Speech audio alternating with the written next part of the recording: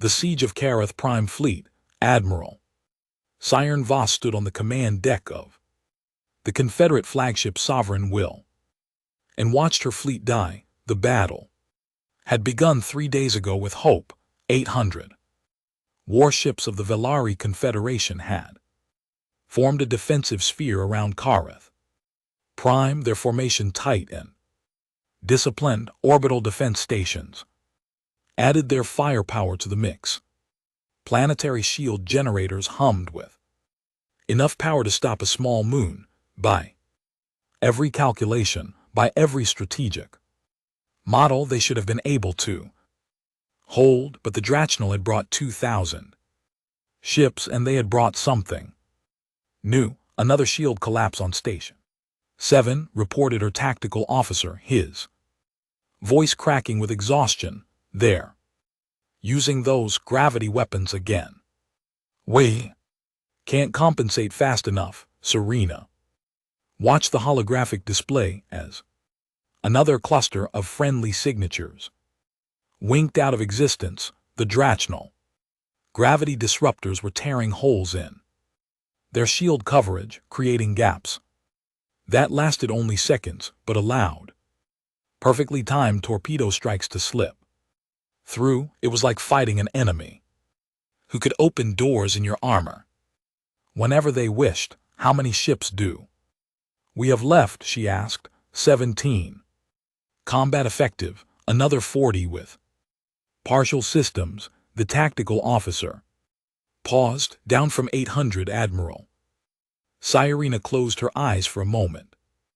600 ships destroyed or disabled in 3 days. Tens of thousands of crew members dead, and the Drachnal kept coming. Their insectoid warriors apparently feeling no fatigue, no grief, no hesitation. The door to the command deck slid open, and High Marshal Torben entered.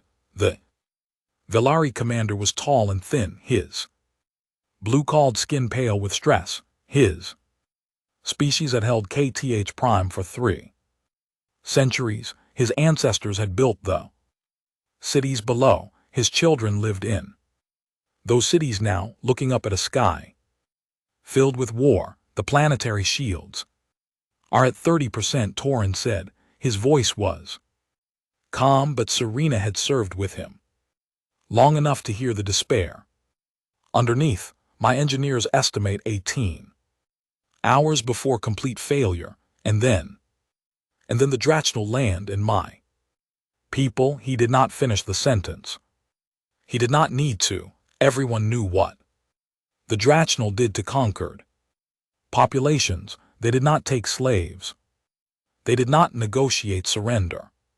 They simply eliminated any species they considered inferior, which was all of them. Sirena turned to her communications officer. Get me a priority channel to Confederation High Command maximum encryption. The connection took several minutes to establish. When the face of Grand Admiral Petrov appeared on the screen, Serena felt a small spark of hope. Petrov was a legend, a commander who had won battles against impossible odds. Admiral Voss, Petrov said, I've been monitoring your situation. You've done remarkable work holding as long as you have, sir. We need immediate reinforcement. The Drachnal have deployed weapons we've never seen before. Our defensive calculations were based on outdated intelligence. Petrov's expression tightened. I know, and I wish I had better news. He paused, and in that pause, Sirena felt her hope begin to die. The nearest major fleet is 6 days away at maximum speed. We're repositioning as fast as we can, but the hegemony chose their timing well. Our forces are scattered across the sector, responding to smaller attacks. 6 days. Serena repeated. We have 18 hours. I know. Petrov looked older than she had ever seen him. I'm sorry, Serena. Hold as long as you can. Make them pay for every kilometer, but prepare evacuation. Protocols for essential personnel. The channel closed, Sirena stood in. Silence, feeling the weight of command pressing down on her shoulders. Essential personnel, that meant abandoning billions of civilians to die, while a few thousand fled to safety. There must be something else we can do, she said, though she did not know who she was speaking to, perhaps herself, perhaps whatever gods might be. Listening high, Marshal Torben stepped closer to her. His voice was quiet, meant only for her ears. There is one option we have not considered, Sirena looked at him. I'm listening. There is a species whose ships could reach us in time, a species whose military power could change this battle. Torven's scales rippled, a sign of deep discomfort among his people, but no one has asked them for military aid in over a century. No one has wanted to. Sirena felt a chill run down her spine. She knew exactly who he meant. Everyone in the galaxy knew, even if they rarely spoke of it directly. The humans, she said. Torven nodded. The humans. The command deck had gone quiet. Every officer had stopped their work. Listening, Sirena saw fear on their faces, but also a desperate hope. They're neutral in most conflicts. Sirena said. They trade with everyone, fight for no one. Why would they help us? Because we will ask, Torven said simply, and because the humans have strange ideas about what wars are worth fighting. They ignore conflicts over territory, over resources, over political power. But the Drachnol, he gestured toward the viewport where distant explosions still flickered.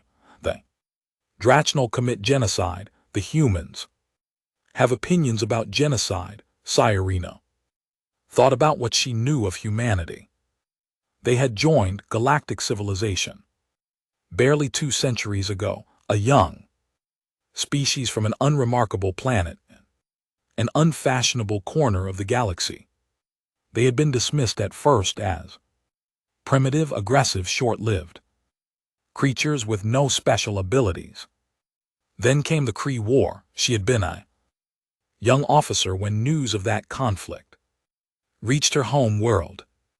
The Kremlinian had ruled 60 species. Through terror and brutality, they had attacked a human colony, killing 12,000 civilians, expecting the young species to submit like all the others. The humans had not submitted. What followed was not a war in any conventional sense. It was an execution. The humans dismantled the Kree Dominion in 18 months, not defeated, not conquered. Dismantled. When it was over, Kree civilization had effectively ceased to exist. Their military was destroyed. Their government collapsed. Their home world was. No one quite knew what had happened to their home world. The humans did not discuss it. And then, strangest of all, the humans had helped the 60 subjugated species establish their own governments. They had provided aid, shared technology, rebuilt what the CFT had destroyed, and then they had withdrawn, asking for nothing in return, except that no one attacked them again. The galaxy had learned 2 lessons from that war. First, humans did not start conflicts, but they finished them. Absolutely. Second, their mercy afterward was somehow more terrifying than their wrath, because it proved the destruction had not been passion, it had been policy. Even if they respond, Sirena said slowly, they might not arrive in time. Human ships are faster than ours, Torben replied. Their technology is different, more advanced than they usually admit. He looked at her with eyes that held centuries of Villari pride, now bent by desperation. Admiral, I am asking you to call them. I'm asking you to save my people, even if it means owing a debt to the most dangerous species in the galaxy. Cyrena looked at the holographic display. Another Confederate ship had just been destroyed, its crew of 300 dying in the cold vacuum of space in 18 hours. Billions more would join them. She turned to her communications officer. Open a channel on the emergency frequency, widest possible broadcast.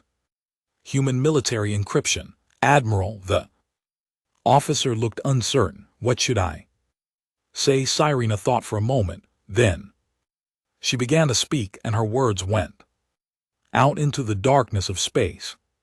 This is Fleet Admiral Cyrena Voss of the Velari Confederation requesting immediate military assistance. KTH Prime is under attack by the Dragnal hegemony. Our defenses are failing. Civilian population numbers in the billions.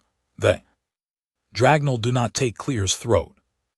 Prisoners. She paused. We are asking for help from anyone who will answer, from anyone who cares about what happens next. She nodded and the officer ended the transmission. Clear's throat now. We wait, she said, outside the viewport. The battle continued. Ships died. People screamed their last breaths into uncaring void. The Drael Armada moved closer, patient and relentless, confident that victory was only a matter of time. And somewhere in the vast darkness of space, the message traveled outward at the speed of light, carrying a desperate plea to the one species that everyone feared. Cyrena did not know if the humans would answer. She did not know if they could arrive in time. She did not know what price they might demand for their help, but she knew one thing with absolute certainty. If the humans did come, the Dragnal would learn why the galaxy had spent a century being very, very careful not to make humanity angry. She hoped it would be enough. The reputation, the response came faster than anyone expected. Admiral Voss had been preparing for another wave of Draal attacks when her communications officer suddenly sat upright, his face showing an expression she could not quite read. Admiral, we're receiving a transmission on human military frequencies. It's close, very close. How close? Voss asked. Before the officer could answer, a new signature appeared on the tactical display. Single ship emerging from hyperspace at the edge of the combat zone. It was smaller than a Dragnal battleship, larger than a Confederate frigate. Its hull was dark gray, almost black, with clean angular lines that seemed designed more for efficiency than intimidation. This is Captain Marcus Cole of the United Nations ship Temperance, came a voice over the communication channel. The speaker sounded calm, almost casual, as if he were announcing his arrival at a social gathering rather than a desperate battlefield. We received your distress call, Admiral Voss. We were conducting a routine patrol in the neighboring system, happy to offer assistance. Voss stared at the display. One ship. They had received one ship. Captain Cole, I appreciate your response, but I must be direct with you. We are facing an armada of nearly 2,000 enemy vessels. Our fleet has been reduced to less than 200. One ship, even a human ship, cannot change these odds. There was a brief pause when Cole spoke. Again, there was something in his voice that Voss could not quite identify. Amusement perhaps, or patience. I understand your concern, Admiral. Let me assure you that additional forces are being mobilized as we speak. In the meantime, the Temperance will do what it Can to improve your situation. With your permission, I'd like to open communications with the Dragnel. Commander Voss exchanged glances with High Marshal Torben, who had remained on the command deck since his earlier suggestion. The Velari commander gave a small nod. Permission granted, Captain. Though I doubt the Dragnel will be interested in negotiation. We'll see. Cole said simply, switching to open broadcast. Far across the battlefield on the command deck of the Dragnel flagship, Eternal Conquest, Supreme Commander Keith was savoring his imminent victory when an officer interrupted his thoughts. Supreme Commander, we are detecting a new vessel, unknown configuration. It's broadcasting on open frequencies. Kathrax turned his attention to the display. His compound eyes studied the small ship that had appeared behind the enemy lines. Compared to his massive battleships, it looked almost fragile. A single ship, he said. Confederation must be truly desperate if they're calling in favors from minor species. Supreme Commander, said another officer, this one older, his carapace marked with the scars of many campaigns. That ship configuration matches human military design. The command deck went quiet. Kathrax noticed that several of his officers had stopped moving. Entirely human, he considered this for a moment. What are humans doing in this sector? Before anyone could answer, the human ship began broadcasting. This is Captain Marcus Cole of the United Nations ship Temperance to the commander of the Draw fleet. I am here to inform you that KTH Prime is now under human protection. You have 1 hour to begin withdrawing your forces from this system. If you fail to comply, you face the consequences of your decision. This is not a threat. This is a statement of fact. Temperance out. Keithrex stared at the display in disbelief. Then he began to laugh, a harsh clicking sound that echoed through the command deck. One ship, he said, one ship gives me an ultimatum. The humans have grown arrogant in their isolation. He turned to his tactical officer. Send 50 ships to destroy that vessel. Make it spectacular. Let the Confederation see what happens to those who interfere with the hegemony. Supreme Commander, the scarred officer spoke again. I strongly advise against engaging human forces. Our intelligence files contain extensive documentation of the Kree War. The tactical implications alone. The Kree were weak. Kathrax interrupted. They had grown soft from centuries of easy conquest. We are not the Kree. We are the Dragnel. We have never been defeated. He gestured sharply. Send the ships now. The order was obeyed. 50 Dragnel warships broke formation and accelerated toward the lone human vessel in the tactical center of Eternal Conquest. Senior Intelligence Officer Vexar watched the deployment with growing unease. Unlike Kathrax, he had studied the humans extensively. Unlike Kathrax, he understood what they were facing. He pulled up the classified files on his personal display. The Kree War documentation was extensive, compiled from survivors, refugees, and intercepted communications. Most of it had been suppressed by High Command, deemed too disturbing for general distribution. The humans had not just defeated the Kree, they had systematically dismantled everything the Kree had built. Their military response had been precise, patient, and utterly without mercy. They had tracked down every Kree fleet, every military installation, every weapons factory. They had done it in 18 months. campaign that should have taken decades. And then when it was over, they had shown mercy to everyone except the Krems. Themselves, they had helped the conquered species rebuild. They had provided food, medicine, technology. They had asked for nothing in return. Vexar found that mercy more terrifying than any weapon. It proved that the humans were not acting from emotion.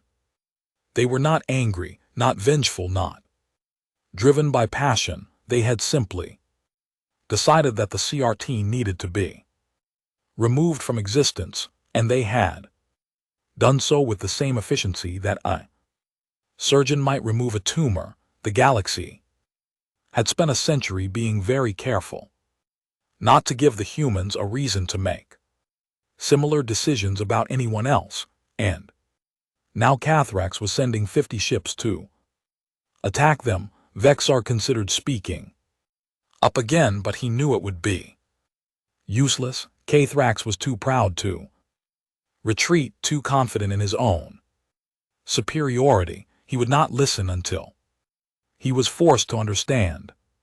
On the human ship Temperance, Captain Cole watched the approaching Drachnal formation on his tactical display. His crew moved with quiet efficiency around him, preparing systems, running final calculations. 50 ships, Captain, his executive officer, reported. Standard attack formation.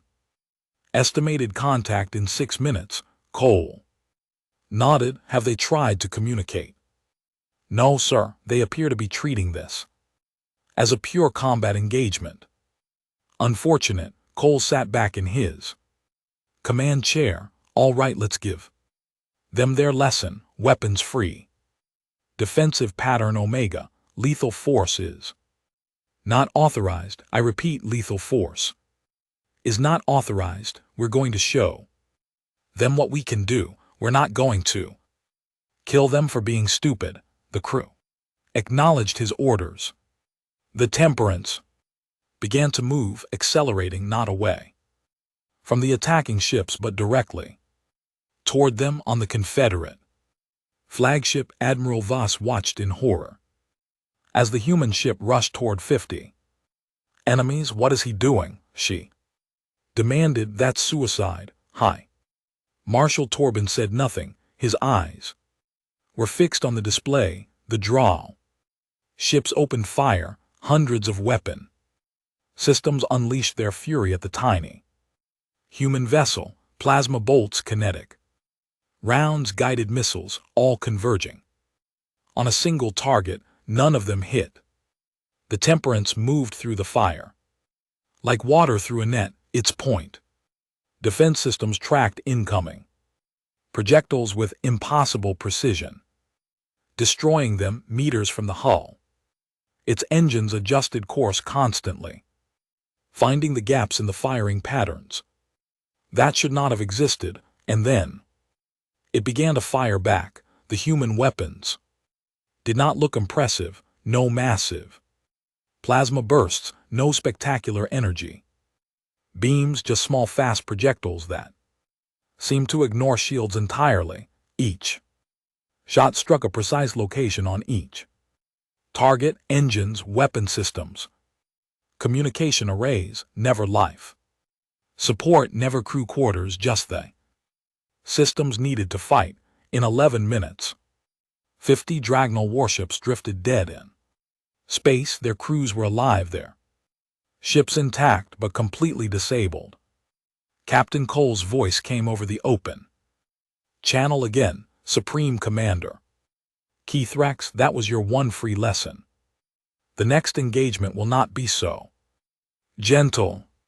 You now have 49 minutes to begin your withdrawal on the Confederate flagship. Admiral Voss realized she had forgotten to breathe. One ship, she whispered. One ship did that. Torven's voice was equally quiet, and it was holding back. Did you notice? Not single Dragnal died. The humans disabled 50 warships without killing anyone. He turned to look at her, and his expression was unreadable. They wanted us to see that they could have killed everyone and they chose not to. Before Voss could respond, her sensor officer spoke up, his voice strange and distant.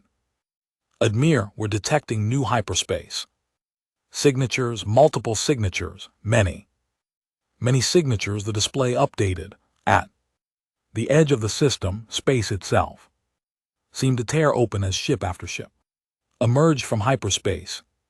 Human ships, cruisers, destroyers, battleships, carriers, and at the center of the formation, something massive, something that made even the largest Dreadnought battleship look small. 300 ships, the sensor officer reported. The lead vessel is broadcasting. Identification, UNS Consequence Admiral Helena Park commanding. Voss felt something she had not felt in 3 days. Hope on the eternal conquest supreme. Commander Keith stared at the display as 300 human warships took position around his armada. His 50 ships were drifting uselessly, their crews screaming for rescue. The enemy fleet had lost nothing. For the first time in his long career of conquest, Cathrax began to understand what fear felt like. The arrival. Admiral Helena Park stood on the bridge of the UNS Consequence and surveyed the battlefield. The Dreadnought was the largest vessel humanity had ever constructed, nearly 3 km of armored hull, packed with weapons that most species could not even understand. It had never been deployed in combat before. She hoped it would not need to be deployed in combat now. All ships report ready. Admiral, her tactical officer, announced. Captain Cole's Temperance is requesting permission to join the main formation. Granted, and get me a channel to the Confederate flagship. I want to coordinate with Admiral Voss before we proceed. The communication was established quickly. On the screen, Park saw a tired woman in a Confederate uniform, her face showing the strain of 3 days of desperate fighting. Admiral Park, Voss said, I cannot express how grateful we are for your arrival. Your timing is remarkable. We move fast when we need to. Park replied, I've reviewed the tactical situation. Your people have done an impressive job holding as long as you have. The Draal committed significant forces to this attack, nearly 2,000 ship. Voss confirmed, though Captain Cole has already reduced that number somewhat. Park allowed herself a small smile. Marcus does enjoy making an entrance. She turned serious again. Admiral, I need you to understand something. We're going to try to end this without further bloodshed. That's our preference, but if the Drachnal refuse to withdraw, we will not allow them to take this planet. Do you understand what that means? Voss was silent for a moment. I think I do. I hope you don't. I hope you never have to. See what we're capable of when we stop holding back. Park straightened in her chair. For now, pull your remaining ships back to a defensive perimeter around the planet. Protect the evacuation routes if things go wrong. Let us handle the Drachnal. Understood, Admiral, and thank you. The channel closed. Park turned to her communications officer. Open a broadcast to the Drachnal fleet, all frequencies. The officer nodded. Channel open. Admiral. Park stood and faced the main viewport where the Drachnal armada was visible as a swarm of distant lights against the stars. Attention, Draal forces. This is Admiral Helena Park of the United Nations Space Force. I am commander of the fleet that has just arrived in the system. She spoke clearly and calmly, her voice carrying no anger, no threat, just simple statement of facts. Captain Cole has already Explained your situation, but I will make it clear one final time. This world is under human protection. You will withdraw your forces immediately. She paused, letting her words sink in. I understand that withdrawal may be difficult for your commander to accept. Pride is a powerful thing, so I offer you this: leave now and you can tell your people whatever story you wish.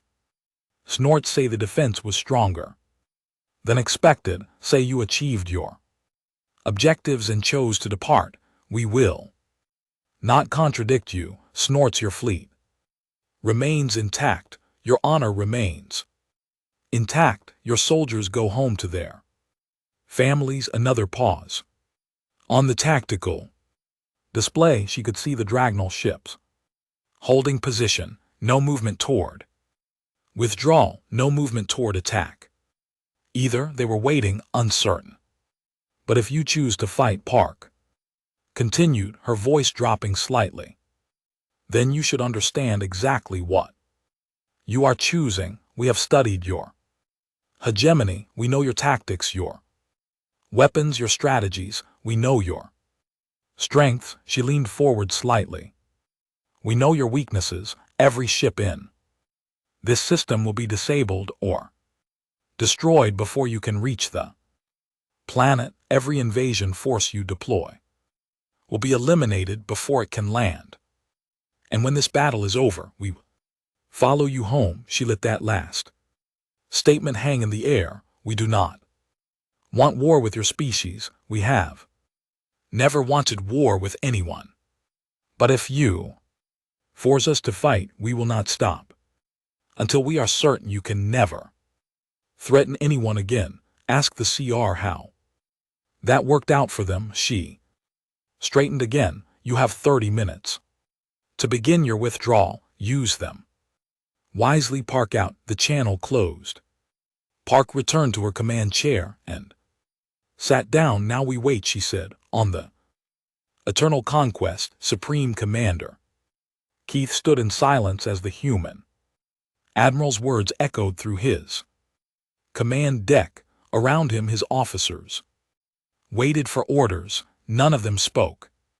None of them moved. Senior Intelligence Officer Vexar stepped forward. Supreme Commander, I have compiled a tactical analysis based on the engagement between the Temperance and our forward group.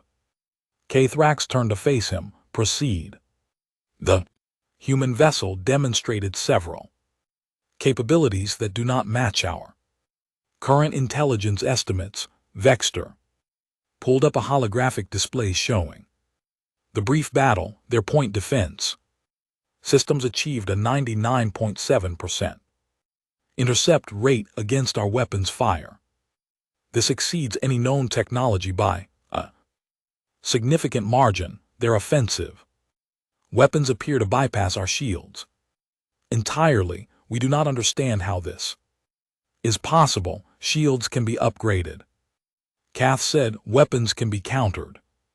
Supreme Commander, with respect, that is not the most concerning finding.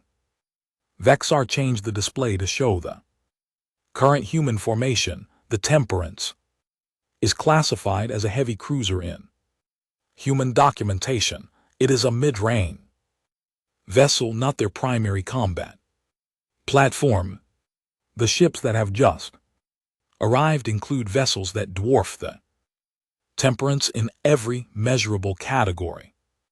He highlighted the consequence that Dreadnought alone has more weapons capacity than our entire fleet combined. According to our estimates, and our estimates may be conservative, Keith stared at the display. His compound eyes moved over the human formation, counting ships, analyzing positions.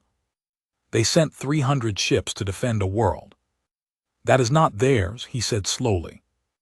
Against an enemy they have no formal alliance with. Why? Vexar hesitated. Our psychological profiles of humans suggest they respond strongly to what they call moral imperatives, actions they consider Unjust trigger a disproportionate response. The CFT attacked a human colony and killed civilians. The humans destroyed the entire Kree civilization. We have not attacked any human worlds. No Supreme Commander, but we have declared our intention to exterminate the population of KTH Prime, billions of sentient beings. Our own records of previous conquests are public knowledge. Vexar's voice was careful, measured. The humans may view our actions as similar, enough to warrant a similar response. From across the command deck, another voice spoke. It was old, rasping, coming from a communications officer who rarely said anything at all. I survived the Kree war. Every officer turned to look at him. The old Drachnal stepped forward, his carapace marked with ancient scars, his movements slow and careful. I was young then, a junior officer on a patrol ship. We were stationed far from the fighting, but we heard the reports. His compound eyes were distant, focused on memories from decades past. The humans did not fight like any species we had ever encountered. They did not seek glory. They did not take trophies. They did not make speeches or demands. They simply appeared, destroyed everything military, and moved on to the next target. He paused, his breathing labored, but the worst part was not the destruction. The worst part was what came after, when it was over, when they Kree were nothing but scattered refugees. The humans helped everyone the Kree had conquered. They gave food to species that had been starving. They shared medicine with species that had been dying. They rebuilt worlds that had been devastated. The old officer looked directly at Kathrax. They showed mercy to everyone except the Kree, and that mercy was more terrifying than their weapons, because it proved they were not monsters. They were not driven by rage or hatred. They had simply decided that the Kree needed to be removed, and they removed them carefully, deliberately, completely. He took a shaky breath. If we fight them today, they will decide the same thing about us. Silence filled the command deck. Keith stood motionless for a long moment. His entire career had been built on never retreating, never showing weakness. The hegemony respected strength above all else. If he withdrew, now his rivals would smell blood. His position would be weakened. His legacy would be tarnished. But if he fought, there might not be a hegemony left to have a position in. 20 minutes remaining on their deadline, Vexar said quietly. Kathrax looked at the display again. 300 human ships, the massive dreadnought at their center, and somewhere in that formation, the small cruiser that had disabled 50 of his warships without killing anyone. The humans could have destroyed those ships, could have killed thousands of his soldiers. Instead, they had precisely disabled each vessel, leaving the crews alive. It was a message, a demonstration, a warning. This is what we can do when we're being gentle. Open a channel to the human flagship, Kath said finally. His voice was flat, emotionless. Tell Admiral Park that the hegemony accepts her terms. We will begin withdrawal immediately. Around him, his officers released breaths. They had not realized they were holding. The war was over before it truly began. But on the UNS Consequence, Admiral Park did not relax. She had dealt with pride before. She had dealt with commanders who changed their minds, who sought revenge, who could not accept defeat. Maintain battle readiness, she ordered, until the last Drachnal ship leaves this system. We assume nothing She was wise to be cautious because on the eternal conquest, K-Thrax was already making different calculations. Withdrawal today did not mean surrender. Forever he would retreat. Yes, he would save his fleet, but he would also remember this humiliation, and he would find a way to make the humans pay for it. Somehow, the choice for 3 hours, it seemed like peace would hold. The Dragnel fleet began its withdrawal in orderly formation. Ships moved toward the system's edge, preparing for hyperspace jumps on the Confederate flagship. Admiral Voss allowed herself a moment of relief on the UN consequence. Admiral Park maintained her vigilance but permitted herself to hope. Then everything changed. Supreme Commander Keith stood alone in his private quarters aboard the Eternal Conquest. Staring at the wall, his mind churned with humiliation and rage. 3 centuries of dryal expansion, and he would be remembered as the commander who retreated from a single human fleet without firing a shot. His communication device chimed. He answered it and found himself looking at a face he had not expected. Grand Marshal VTHNR, Supreme Military Commander of the entire hegemony, speaking from the capital world. Keith, the Grand Marshal said, I have been monitoring your situation. Grand Marshal Keith straightened. I was about to file my report. The tactical situation. I know the tactical situation. I also know what you're thinking. The Grand Marshal's compound eyes glittered. You're thinking about your legacy, your career, your pride.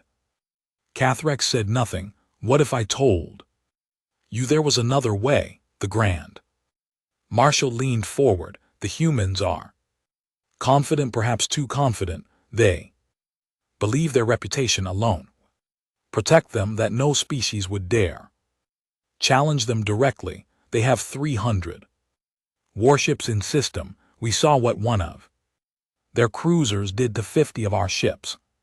One cruiser against 50 ships that were attacking blindly using standard tactics against a superior opponent. The Grand Marshal's voice grew intense. We have studied the Kree War, K-Thrax. We know how the humans fight. They are precise. They are methodical. They are also predictable. They follow rules. They try to minimize casualties. They hold back their true power until they believe it is necessary. K-Thrax felt something cold settle in his stomach. What are you suggesting? I'm suggesting that the humans don't expect you to attack. They think you're defeated. They think you're retreating. They've already begun to relax their formation. The Grand Marshal pulled up a tactical display. If you strike now, with everything you have, you could destroy a significant portion of their fleet before they respond. Yes, you would lose ships, perhaps many ships, but you would prove that humans can be hurt. You would prove they are not invincible, and if we fail, then you die as a hero of the hegemony, but you won't fail entirely. Even if you can't win, you can bleed them. You can make them pay a price. The Grand Marshal's voice dropped. The galaxy is watching, Keith. Every species is wondering if the humans can truly be challenged. If you show them that humans can be hurt, that they can be made to suffer, you chain everything. Keith stared at the display. Part of him knew this was madness. Part of him remembered the old officer story. The terror of the Kree War, the methodical destruction of an entire civilization. But another part of him, the part that had conquered worlds and crushed rebellions and never once retreated, that part whispered that the Grand Marshal was right. The humans were arrogant. They expected compliance. They were not prepared for defiance. "Do it," the Grand Marshal said. "Strike. Now make history." Cathrax closed his eyes. When he opened them, his decision was made. "All ships halt, withdraw," he ordered over the fleet channel. "Prepare for immediate attack. Target the human dreadnought. All weapons full power. We strike together on the UN consequence." Admiral Park was reviewing after action reports when alarms began screaming across her bridge. "Admiral, the Drachnal fleet has reversed course.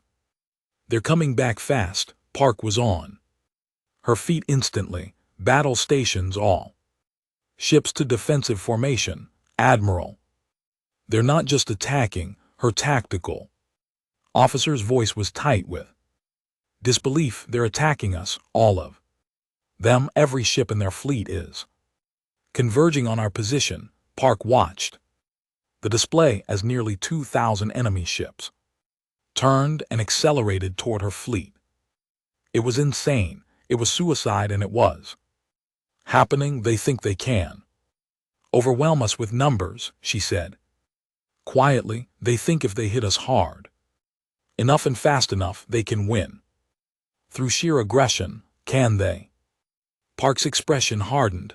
"No, but they can make us kill them." She took a deep breath. "All ships weapons free. Lethal forces authorized." Repeat, lethal forces authorized. The battle that followed would be studied in militaremies for centuries. The Drachnal came in waves, throwing everything they had at the human formation. Their weapons fire filled space with deadly light. Their ship showed no fear, no hesitation, pressing forward even as the human weapons tore them apart. And they human weapons were terrible. On the Confederate flagship, Admiral Voss watched in horror and awe as the human fleet revealed its true capabilities. The restrained, precise strikes that had disabled 50 Dragnal ships earlier were gone. In their place were weapons that cut through shields like paper, that shattered holes with single shots, that turned massive warships into expanding clouds of debris. The consequence led the defense, its weapon systems firing in coordinated patterns that created overlapping fields of destruction.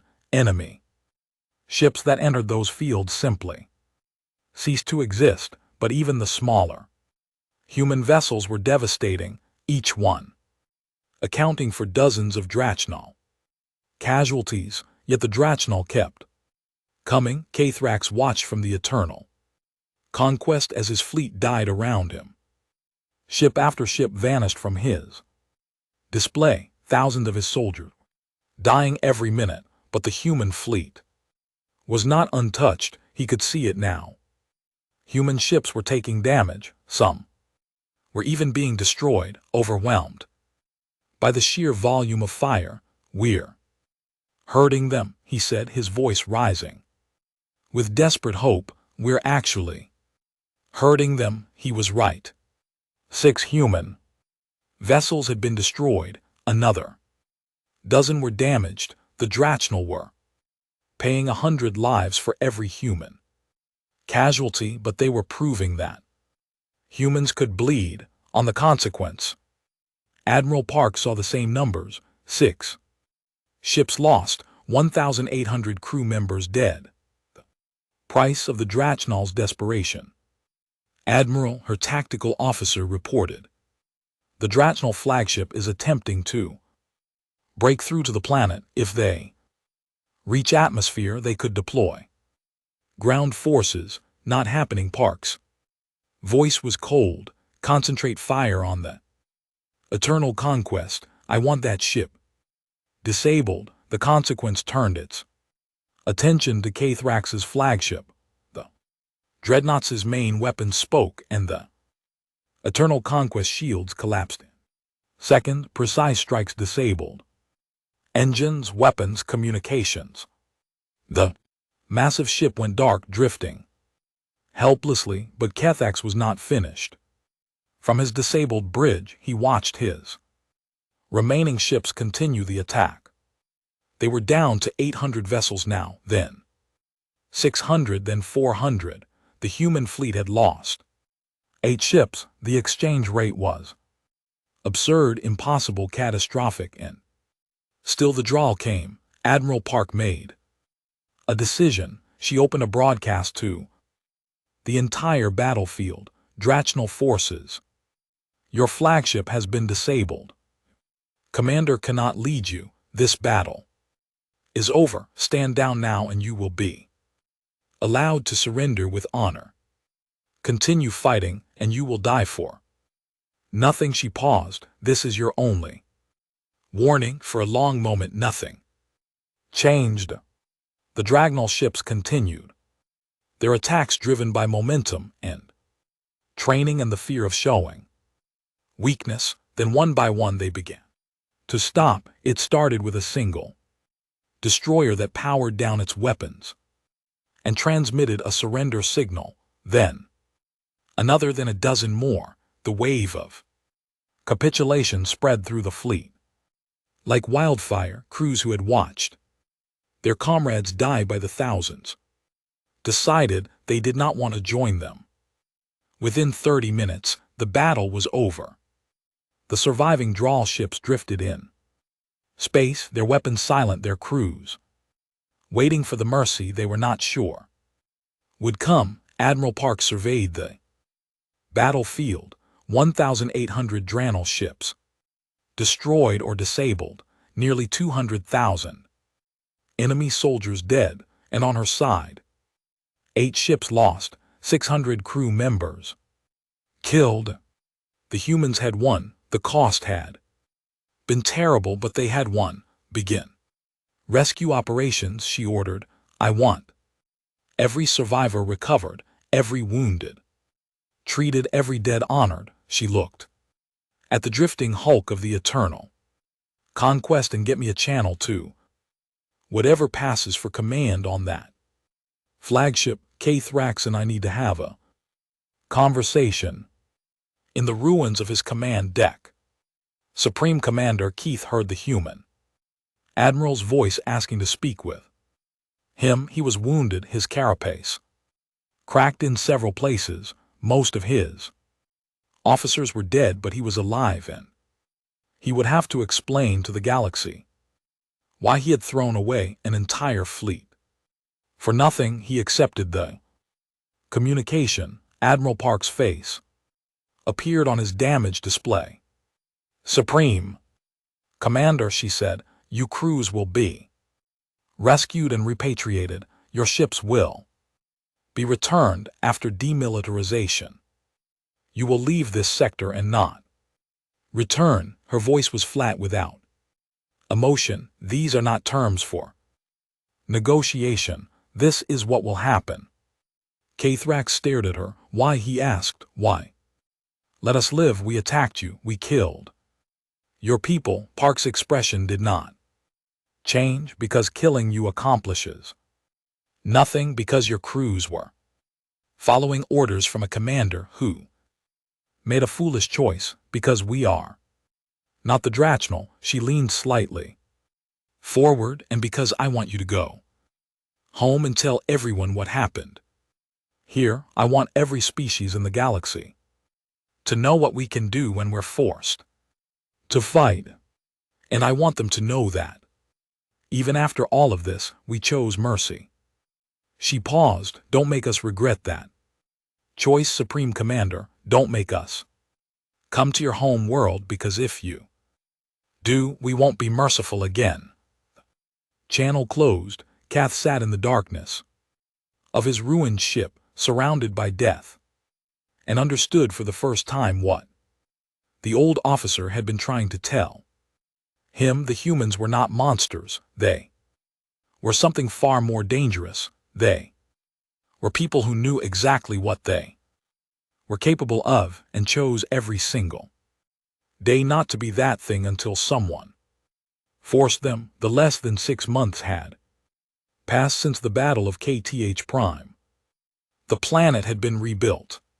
Human engineers had worked alongside Confederate construction crews, repairing the orbital stations, restoring the planetary shields, strengthening the defenses. The cities below showed no sign of the war that had nearly destroyed them. Children played in parks, families gathered for meals.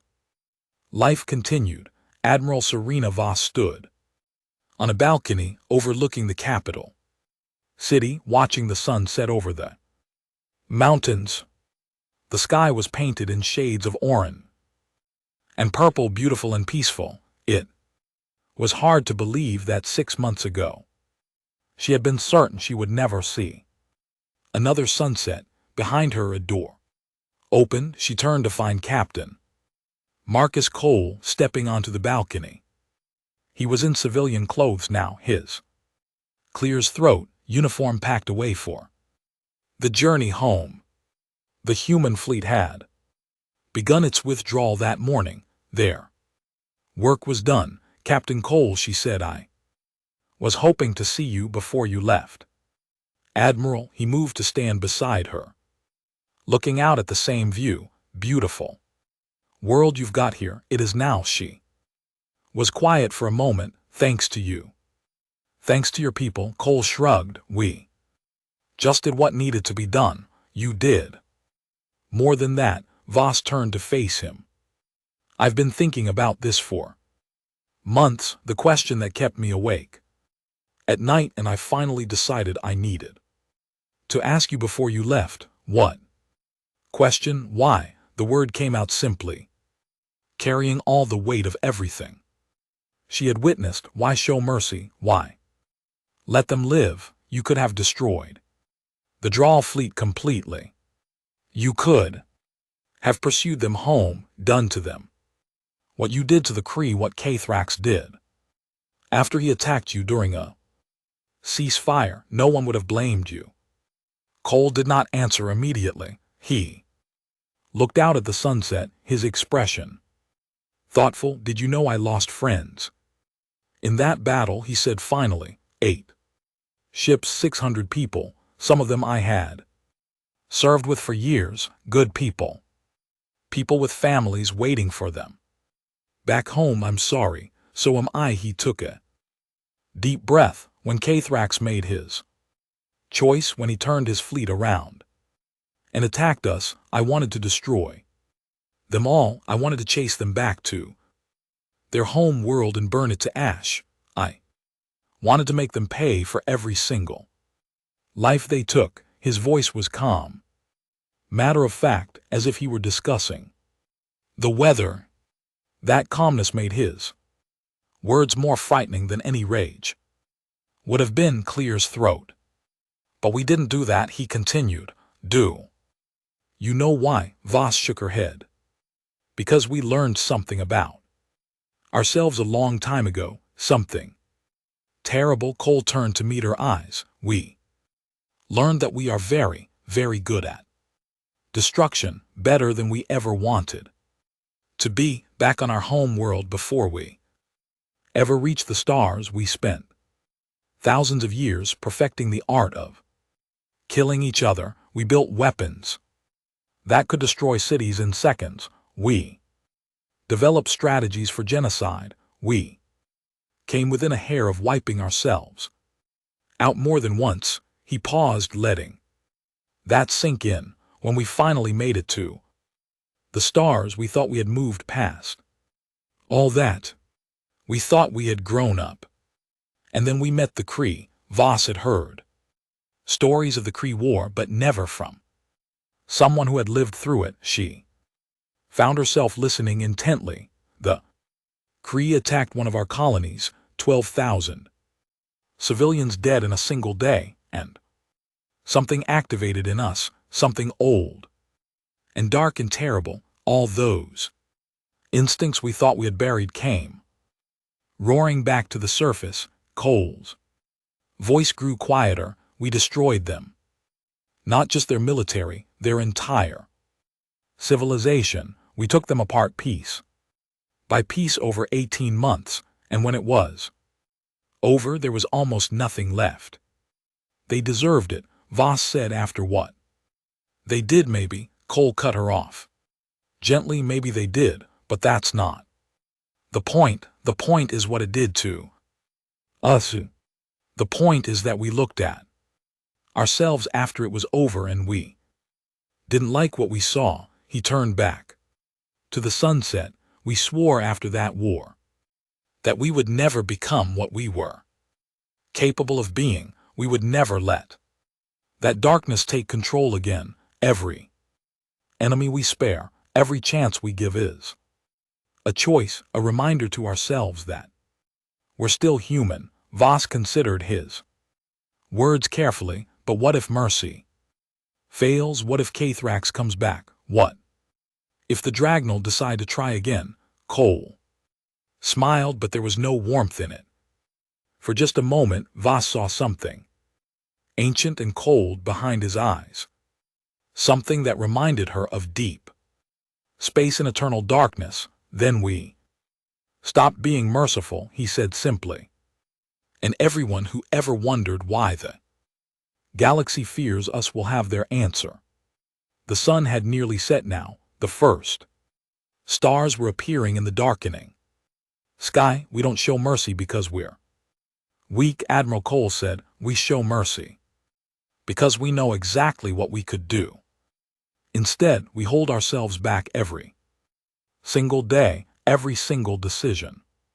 Because we have to, because if we ever let go completely, there would be no one left to stop us. He extended his hand, and Voss shook it. Take care of your world, Admiral. I hope we never have to come back here under circumstances like these. So do I, Captain. She held his hand a moment longer. And thank you for everything. Cole nodded and walked away, disappearing into the building behind them. Voss stayed on the balcony for a long time, watching the stars come out.